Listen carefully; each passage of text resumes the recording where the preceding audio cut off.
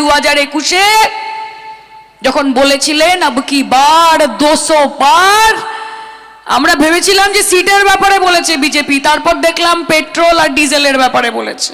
200 পার প্রায় হয়েই গেল, মোদিজি করেই দিলেন, পেট্রোলে করলেন, ডিজেলে করলেন। 1000 টাকা 1050 গ্যাসের দাম। মা বোনেরা বলছি বাবা রান্না করতে ভয় লাগে আজকাল, একবার পান্তা বসা, তারপর সেটাকে 10 বার জল দিয়ে খা, গ্যাস যাতে না চালাতে হয়।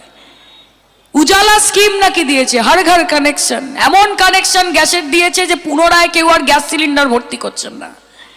আর এখন বলছে ইলেকশনের আগে কখনো 100 টাকা কমিয়ে দিলাম, কখনো 125 টাকা 37 পয়সা কমিয়ে দিলাম, কখনো 89 টাকা 99 পয়সা কমিয়ে দিলাম। মানুষের জামা কাপড় খুলে নিয়ে তাদেরকে গামছা ফেরত দিয়ে দিচ্ছে যে নিজেকে ঢেকে নাও, নরেন্দ্র মোদী তোমাদের গামছা দিয়েছে।